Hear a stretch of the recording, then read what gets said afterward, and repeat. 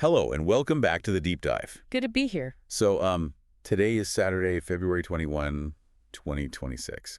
And usually, we take a single topic, like one book or one phenomena. Right, and we drill all the way down to the bedrock. Exactly. Yeah. But today, looking at the actual stack of papers on the desk here, I've got Economic Times, Business Standard, Money Control, all spread out. It is quite a stack. It feels like the world just decided to accelerate overnight. So we are turning the studio into a news desk today. Yeah, I think that's the only way to handle it. We are going to process the most critical national, economic, and international developments that have hit the wires in just the last 24 hours. It really is one of those mornings where you need maybe 2 cups of coffee just to get through the headlines. Oh, absolutely. Because we are looking at a massive constitutional checkmate in the United States, a complete upheaval in the economics of artificial intelligence right here in New Delhi, and some very mixed, very confusing signals coming from the Indian economy. It's a lot to process. It really is. And we're going to get through all of it because our mission today for you listening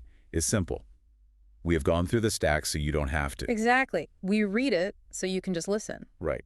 We're going to connect the dots between the Delhi AI Summit, the U.S. Supreme Court, and your portfolio. But I want to start with a feeling I had reading these papers this morning. Okay. It honestly feels like we are living in 2 different realities simultaneously. How do you mean? Well, look at the lead story. We have the AI Impact Summit in New Delhi. Investment commitments exceeding $250 billion. A staggering number. $250 billion committed in a single week. The optimism is just off the charts. But then on the very next page, you have Yann LeCun.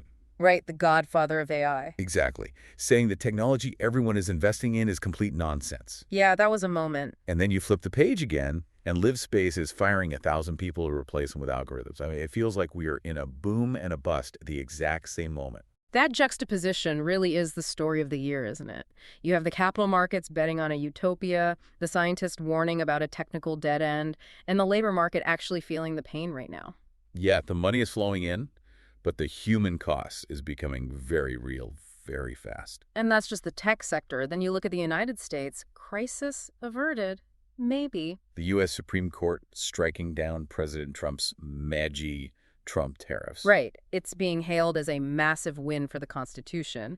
It is a return to institutional checks and balances, which the markets are going to love because, well, markets hate uncertainty. They despise it. But there is a big but here. Trump's reaction, he's turning his eyes toward a military strike on Iran, which suggests the volatility hasn't gone away. It's just moved. Exactly. It moved from trade policy to kinetic warfare. And closer to home, the India growth story. Yeah. The RBI says we're on track for sustainable high growth. Right. But if you look closer at the data, and I know you love digging into the data net, foreign direct investment has turned negative. For the 4th straight month. Right, so it's the walking and chewing gum problem. Can we sustain domestic growth while global capital is hesitant? And that ties perfectly into our final segment on strategic geopolitics. India's balancing act between the U.S. and what is now being called the complex China-Pakistan alliance. Okay, let's unpack this. We have to start with the big one. The AI Impact Summit in New Delhi just wrapped up. And the numbers, I mean, they frankly look like typos. They really do. $250 billion. Just to put that in context for you listening, that is roughly the GDP of a mid-sized European country. Committed in 1 week. The government announced that all major countries relevant to AI development have signed the New Delhi Declaration. This is significant because it's not just corporate money, it's diplomatic alignment.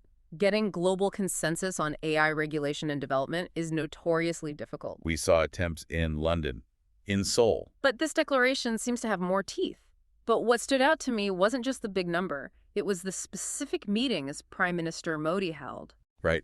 He met with CEOs of 16 AI and deep tech startups, plus leaders from 4 countries. And look at the agenda. The focus wasn't just how do we build a faster chatbot. The discussions were about AI in agriculture, environmental protection, and this is crucial for India education in mother tongues. We saw Microsoft's AI officer Crampton talking about effective AI diffusion. Yes. Diffusion. It's a shift in language. How so? For the last 3 years, the conversation has been about creation, building the biggest model. Diffusion means getting that technology into the hands of a farmer in Vidarbha or a student in rural Tamil Nadu. The so what phase of AI. Exact. So that's the optimistic view. The AI is here to help us narrative. It's the shiny brochure version of the summit. But then you have the counter-narrative, and it came from inside the building. You're talking about Yann LeCun. The man is a legend. Former chief scientist at Meta, Turing Award winner. Literally one of the three godfathers of deep learning. Right. And he's at this summit, surrounded by people hyping up the technology and writing billion-dollar checks. And he basically throws a bucket of ice water on everyone. He really did. He gave a reality check that I think we needed to hear, even if it was uncomfortable for the investors in the room. His core argument is that there is no such thing as AGI. Artificial general intelligence. Right. He says it's not coming next year. Which is wild because everyone, Sam Altman, Elon Musk, the venture capitalists, they have all been saying AGI is right around the corner. We have companies raising billions on the specific promise that superintelligence is 2 years away. And LeCun calls that idea complete nonsense. Nonsense. That is a very strong word for a scientist. It is, but his point is technical, and we need to really drill down into this because it explains why he thinks the money is being wasted. He argues that current large language models, the LLMs like GPT or Claude. Right. He says they are not the path to true intelligence. But why? I use these tools every day. They write code, they write poetry, they pass the bar exam. They seem pretty intelligent to me. They mimic intelligence. LeCun argues that LLMs are autoregressive. Okay, you're going to have to break that down for us. Autoregressive.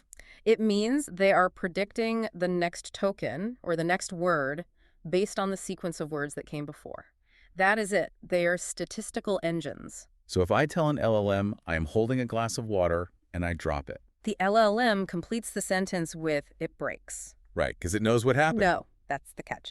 LeCun says it does not know what happens. It has just read a billion sentences where a glass drops and breaks. It is predicting the text pattern. So it doesn't understand gravity. It doesn't understand gravity. It doesn't understand glass. It doesn't understand the physical reality of cause and effect. Wow. So it's a parrot. A really, really well-read parrot. Exactly. And LeCun actually compares them to a house cat. He says, in many ways, your cat is smarter than the biggest LLM in the world. My cat runs into sliding glass doors. But your cat understands physics. Your cat knows if it jumps, it lands. It has a world model.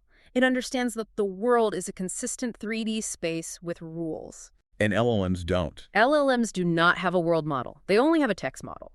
LeCun's warning is that you cannot reach true artificial general intelligence, the kind that can cure cancer or invent warp drive, just by making the parrot bigger.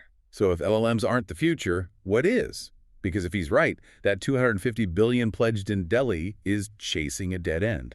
LeCun says the next revolution is world models, systems that learn like children do, by observing the world, not just reading text about it. Like watching video and listening to sound. Yes, interacting with physics simulations and building an internal representation of how reality works. But here is his warning. He says Silicon Valley has developed a monoculture. A monoculture, like in farming. Yes, where you only grow one crop. He says everyone is building the exact same thing, LLMs. They're stealing each other's engineers to build slightly better versions of the same flawed architecture. He thinks the industry is blind. Blind to the fact that they might be at a dead end regarding true intelligence. That is fascinating. Like the entire aviation industry in 1900 deciding that hot air balloons are the future. And spending trillions making bigger and bigger balloons. While one guy's in the corner saying, hey, maybe we should look at wings. That is a perfect analogy, and the market is starting to see the cracks. Speaking of money, we have to look at the financial race between the two current giants, OpenAI and Anthropic. The numbers coming out today are staggering. But they tell a very different story about efficiency. Let's look at the scoreboard. OpenAI ended 2025 with $20 billion in annualized revenue. They grew from $2 billion to $20 billion in just 24 months. That is not normal growth. No, that's a vertical. It's hypergrowth. It's the fastest growing software product in human history. But look at the challenger. Anthropic hit $14 billion in annualized revenue this month. They grew from $1 billion to $14 billion in 14 months. They are closing the gap incredibly fast. But here's the metric that blew my mind. It's the efficiency. Yeah. Because usually when a company grows that fast, they hire thousands of people to manage it. This is the most critical data point for any investor listening today. Anthropic has roughly 1,500 employees. OpenAI has over 3,000. So Anthropic is doing almost the same revenue with half the staff. Do the math. Anthropic's revenue per employee is approaching $9 million. $9 million per employee. That is unheard of. I mean, compare that to a traditional tech company like Google or Apple. It's vastly higher. It is venture capital efficiency at enterprise scale. But there is a catch. The burn rate. The burn rate. Explain that for the listeners who don't spend their days reading balance sheets. Burn rate is how much money you are losing to keep the lights on.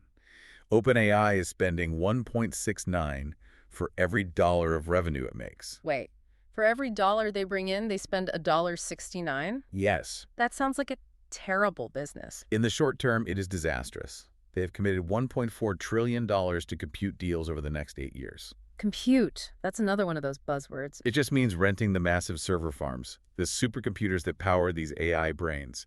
They're incinerating cash in hopes that eventually they will own the infrastructure of the future. It's a land grab. A massive one. They are losing money on every sale, hoping that one day they will be the only game in town. So it's a war of attrition. Whoever runs out of money last wins. But while these giants battle it out with billions of dollars, we are seeing the real-world fallout on the labor market. Which brings us to the story about Livspace.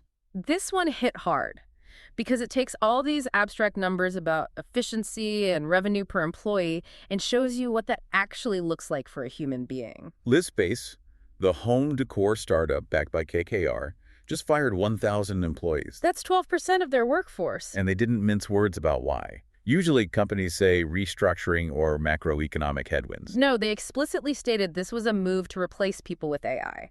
We are talking about designers, sales, operations, marketing. They are automating these roles. And we need to be clear about what replacing means here. When Livspace says they are replacing designers, they don't mean a robot comes to your house to hang curtains. No, they mean the middle work. The middle work. Think about what an interior designer at a firm like that does. They take your room dimensions, they render 3D models, they select furniture catalogs, they price it out. That used to take days of human effort. Now, an AI agent can generate 5 different 3D options, fully priced and sourced in 30 seconds. So the human designer isn't drawing anymore. They are just selecting. Exactly. The human becomes an editor.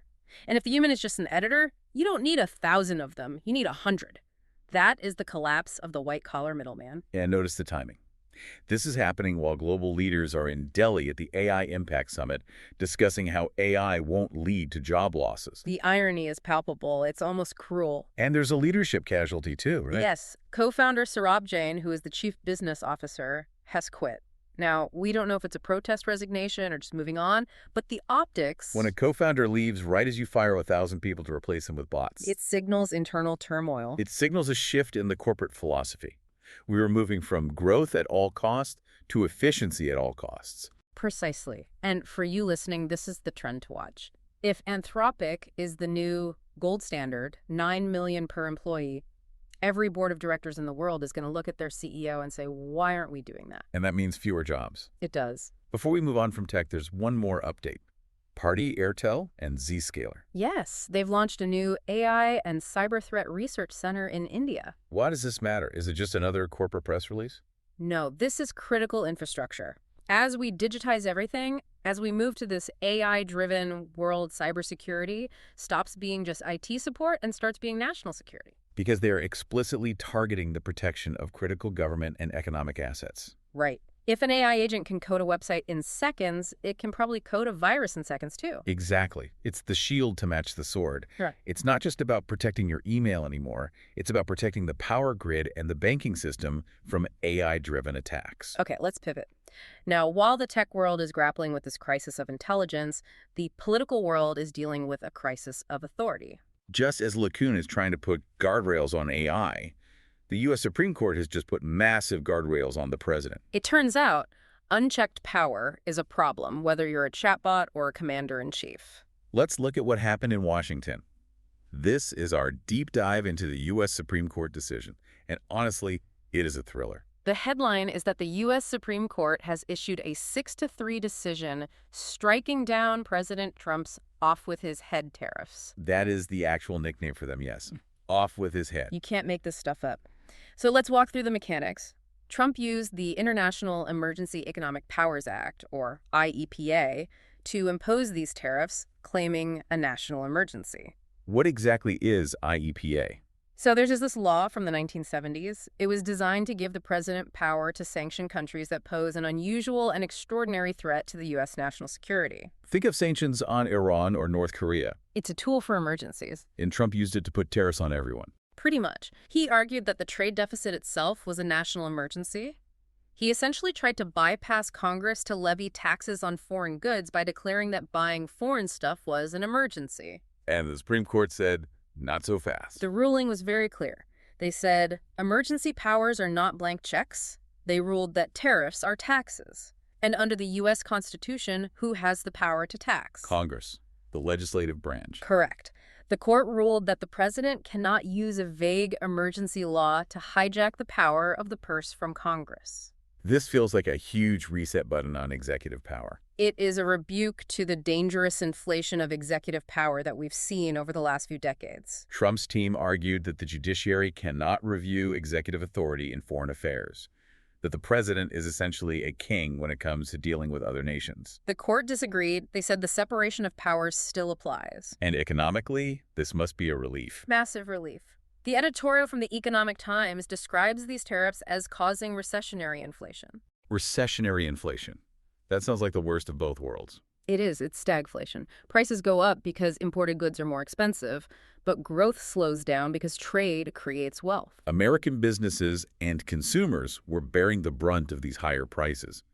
The administration kept claiming foreign nations pay the tariffs. Which is an economic fallacy, right? It's flat out wrong. Yeah. If a U.S. company buys steel from India and there is a 20% tariff, the U.S. company writes the check to U.S. Customs. The Indian company doesn't pay it. No, the U.S. importer pays it and then passes that cost on to you, the consumer. The economic data showed clearly that U.S. importers and consumers were paying the bill. So the ruling reassures the world that American presidents can't just wake up on the wrong side of the bed and declare a trade war. It forces a return to trade policy requiring nuance, negotiation, and accountability. It stabilizes the global trading system. For Indian exporters, our IT companies, our pharma companies, our textile manufacturers, this is the best news they've had all year. It means the rules of the game aren't going to change overnight on a whim. And there is always but with Trump, he didn't take it well. No. He called the decision a disgrace. He says he has a backup plan. And this is where it gets scary. The report from Business Standard mentions a geopolitical ripple. Yes. This is the wag the dog scenario. In response to pressure, and maybe as a distraction from this domestic loss, Trump is considering a limited military strike on Iran. A limited military strike. To force a nuclear deal within 10 to 15 days, he is massing military forces in the region. Wait, 10 to 15 days? That sounds less like a strategy and more like a deadline for a reality show. You have 2 weeks to dismantle your nuclear program or else. It's extremely high risk. But it fits the pattern. When blocked domestically, expand authority internationally where the courts have less say. The Supreme Court can stop him from collecting taxes at the border, but it has much less power to stop him from ordering a drone strike. So while the tariff ruling is stabilizing, this Iran news injects a massive dose of volatility back into the oil markets and geopolitics. Exactly. We solved one crisis only to light the fuse on another. Just another Saturday in 2026. Let's bring it back to India. We have looked at the global chaos, but what is happening with the Indian economy? We have the RBI's State of the Economy report. The headline looks good. Outlook favorable for sustaining high growth. And inflation is described as benign. Benign is the word every central banker loves. It means they aren't losing sleep over prices spiraling. We have comments from MPC members like Ram Singh, who says we are entering a phase where 7% plus growth can coexist with moderate inflation. That sounds like the Goldilocks zone. Not too hot, not too cold. It does. Member Nagesh Kumar even suggested policy might shift to supporting acceleration from 7% to 8%. They are feeling bullish. They think the domestic engine is firing on all cylinders. But I see you checking your notes. There's a red flag. You always find the red flag. I do, because the data never tells just one story. While the domestic engine is humming, the external connection is sputtering. Net foreign direct investment FDI was negative in December. Negative, meaning money is leaving the country. Yes. More money flowed out than flowed in for the fourth straight month. And the RBI net sold $10 billion in December to stabilize the currency. That is worrying. If the growth story is so good, if we are the fastest growing major economy, why is foreign money packing its bags? It's the puzzle of the moment. It's partly interest rates in the West. Why take the risk in emerging markets when you can get safe, high returns in U.S. dollars? But it's also a valuation concern. Indian markets are expensive. Foreign investors might be looking at the price-to-earnings ratios and thinking, maybe I'll wait. So there is a divergence. The RBI sees growth, but global capital sees risk, or at least better options elsewhere. Precisely. The domestic economy is carrying the load right now. Speaking of the domestic economy, let's look at some sector specifics. We have a big move in semiconductors. Qualcomm and Tata Electronics, they've formed a pact to manufacture chips in Dhalara and Assam. This is huge. We've been talking about India as a chip hub for a decade, but this feels concrete. It is. Qualcomm is a top-tier player. They are focusing on automotive and AI chips. This aligns perfectly with the China Plus One strategy.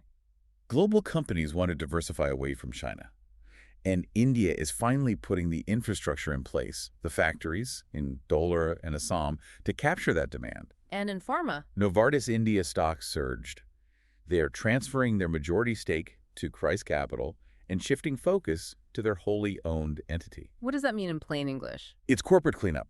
It's a restructuring to unlock value. The market loved it because it clarifies the business structure. It's a classic value unlocking move. And I saw a note here about the State Bank of India. SBI Chairman C.S. Sethi made an interesting admission.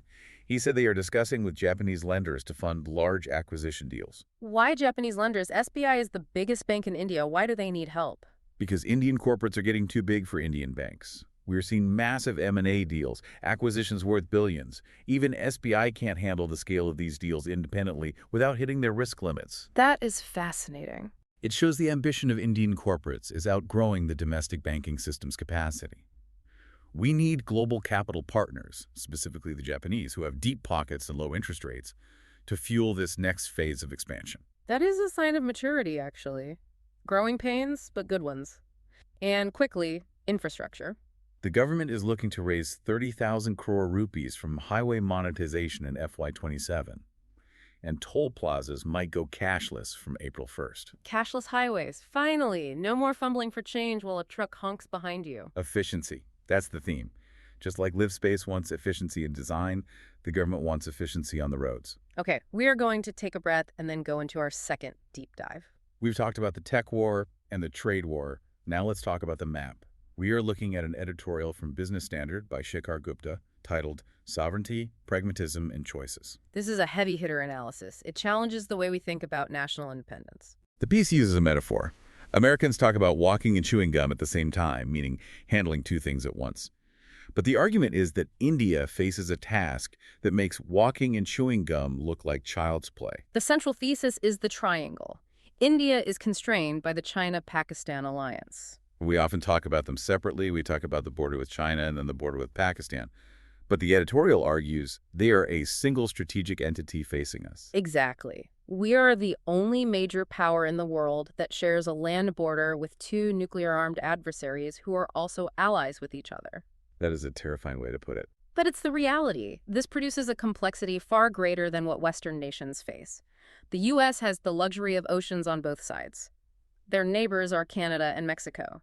They don't face existential threats on their borders. India does. So how does this affect our choices?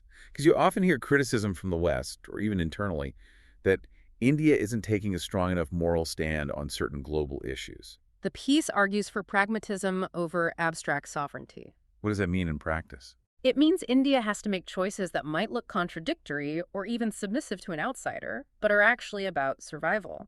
We have to navigate the U.S. relationship even with the deep state versus Trump dynamics because we need a counterweight to China. So when people criticize India for being too close to the U.S. or too cautious with China, They are missing the point. The fraught neighborhood forces India's hand.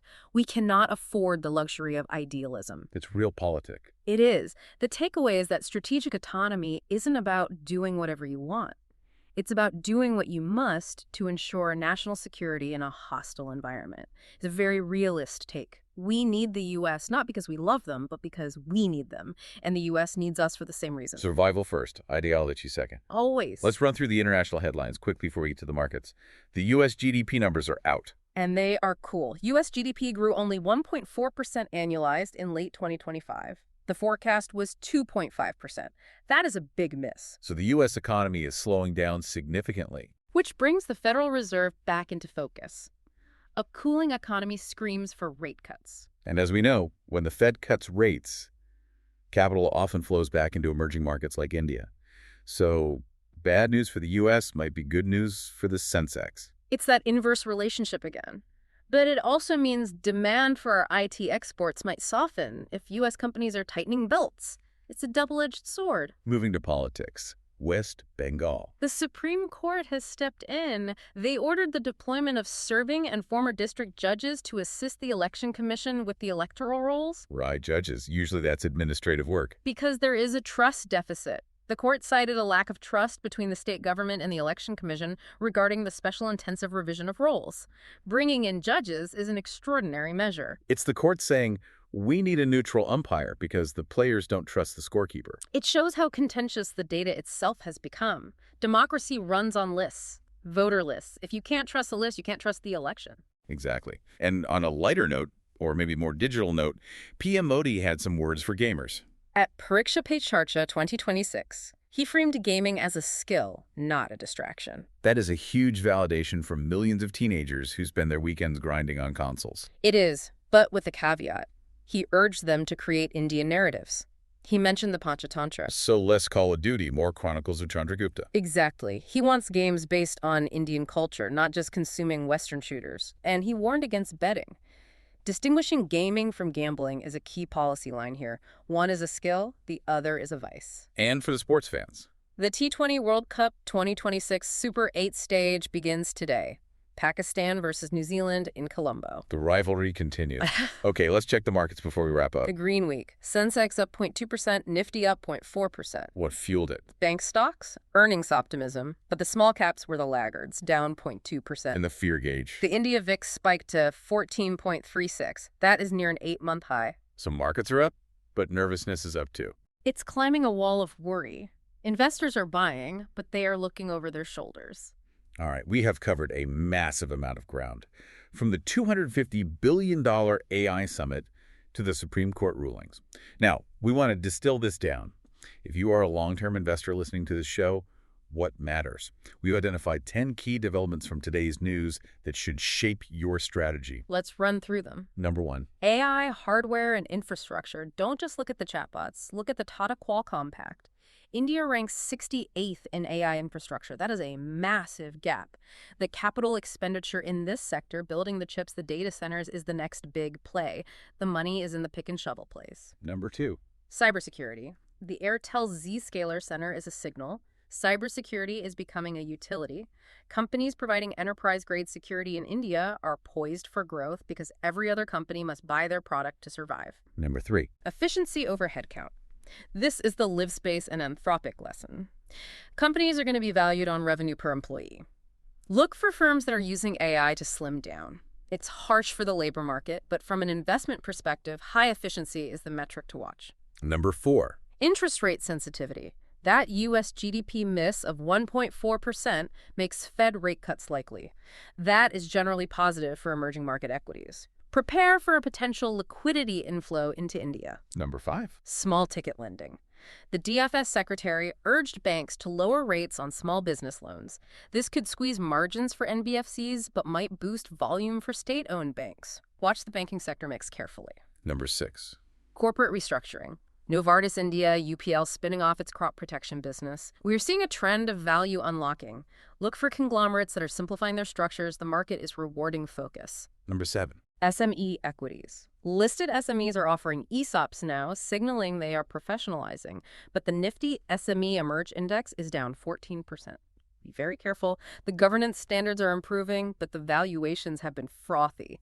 Don't catch a falling knife. Number 8. Multi-asset allocation. The data shows multi-asset funds returned 21% last year, driven by gold and silver. With the geopolitical risks we discussed, Iran, Trump having gold and silver exposure via these funds is a key hedge for 2026. Number 9. Regulatory risks. SEBI's show cause notice to Z leadership. Regulatory oversight is tightening.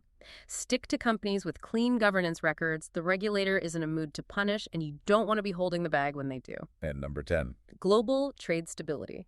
The U.S. Supreme Court striking down those arbitrary tariffs reduces the risk of sudden trade wars. This provides a stable environment for Indian exporters, IT, pharma, textiles. They can plan for the long term again without fearing a tweet will destroy their margins. There you have it. 10 actionable takeaways from a whirlwind day of news. It's a complex world, but the opportunities are there if you look for them. Thank you for tuning in to this special News Desk edition of The Deep Dive. Remember, the news cycle moves fast. We went from AI hype to tariffs to war drums in 60 minutes. But understanding the underlying currents is what really matters. Keep your eyes on the data, not just the headlines. We'll see you next time. And here is one final thought to leave you with. We talked about Livspace firing 1,000 people to gain efficiency, and Anthropic making $9 million per employee. We are rushing toward an economy that values intelligence over employment. But if the most valuable companies in the world eventually employ 0 people, who is left to buy the products? That is the economic paradox of 2026. Goodbye, everyone.